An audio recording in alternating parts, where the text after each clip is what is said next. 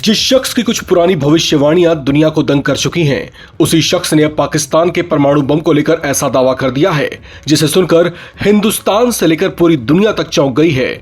दावा सीधा है, अगर दुनिया में अगली बार परमाणु हथियार इस्तेमाल हुआ तो सबसे पहले बटन दबाने वालों में पाकिस्तान सबसे आगे हो सकता है। लेकिन ठहरिए, ये कोई आम प्रेडिक्टर नहीं है। चीन में जन्मे कनाडाई प्रोफेसर जियांग जियोकिन पहले भी डोनाल्ड ट्रंप की 2024 की वापसी और अमेरिका ईरान टकराव जैसे बड़े जियोपॉलिटिकल घटनाक्रमों को लेकर पूर्वानुमान दे चुके हैं, जिनमें से कुछ बाद की घटनाओं से हैरत अंगेज तरीके से मेल खाते हैं। इसी वजह से उनकी नई भविष्यवाणी ने अब सनसनी पैदा कर दी है। यानी डर सिर्फ जंग का नहीं, डर उस एक फैसले का है जो अगर हुआ तो पूरी दुनिया को हिला सकता है। और सबसे बड़ा सवाल, क्या ये सिर्फ एक प्रोफेसर का चौंकाने वाला अनुमान है या भारत पाकिस्तान के परमाणु समीकरण में सचमुच कुछ ऐसा खतरा छिपा है जिसे नजरअंदाज करना दुनिया के लिए भारी पड़ सकता है। नवभारत टाइम्स की इस रिपोर्ट में खोलेंगे जियांग की सनसनीखेज भविष्यवाणी का पूरा सच, उनके पुराने पूर्वानुमानों से लेकर पाकिस्तान की परमाणु नीति और भारत के नो फर्स्ट यूज रुख तक। अब सबसे पहले समझिए कि जियांग जियोकिन ने पाकिस्तान का नाम क्यों लिया, क्योंकि उनके मुताबिक उनका अनुमान पाकिस्तान की परमाणु युद्ध लड़ने की इच्छा से ज्यादा पाकिस्तान की कमजोरियों पर आधारित है।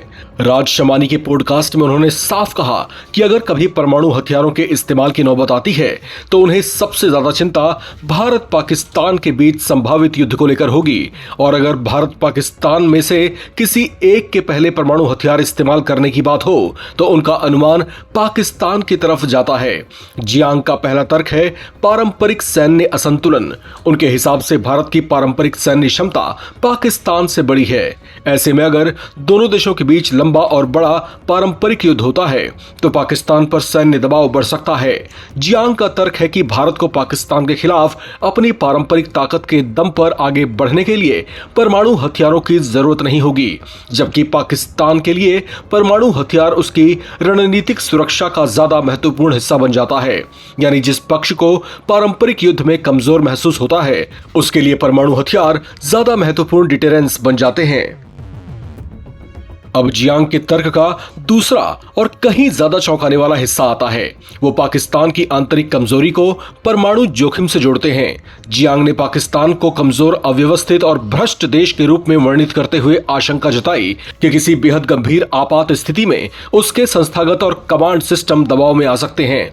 उनका सवाल मूल रूप से यह है कि जब कोई देश गंभीर संकट में हो तब क्या उसकी परमाणु कमांड और कंट्रोल व्यवस्था हर परिस्थिति में उतनी ही प्रभावी ढंग से काम करेगी। यानी जियांग का डर ये नहीं है कि पाकिस्तान आज या कल परमाणु हमला करने जा रहा है।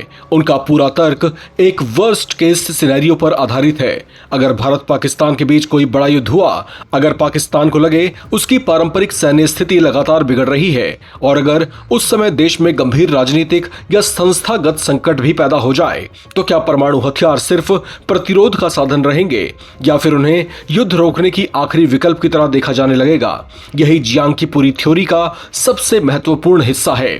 लेकिन यहां जियांग खुद एक बड़ा डिस्क्लेमर भी देते हैं। उन्हें व्यक्तिगत तौर पर नहीं लगता कि हमारे जीवन काल में परमाणु हथियार इस्तेमाल होंगे। उनका कहना है कि परमाणु हथियारों के इस्तेमाल के खिलाफ एक वैश्विक न्यूक्लियर टैबू मौजूद है।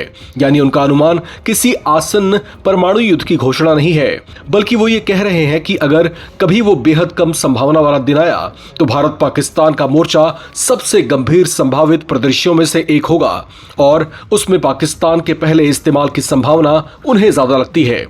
अब चलते चलते कुछ सवाल नवभारत टाइम्स के आप तमाम दर्शकों से। आपको क्या लगता है, क्या वाकई पाकिस्तान कुछ ऐसा कर सकता है? इस खतरे को लेकर आप किस तरीके से देखते हैं? अपनी राय लिखकर कमेंट बॉक्स में शेयर करें और देखते रहें नवभारत टाइम्स।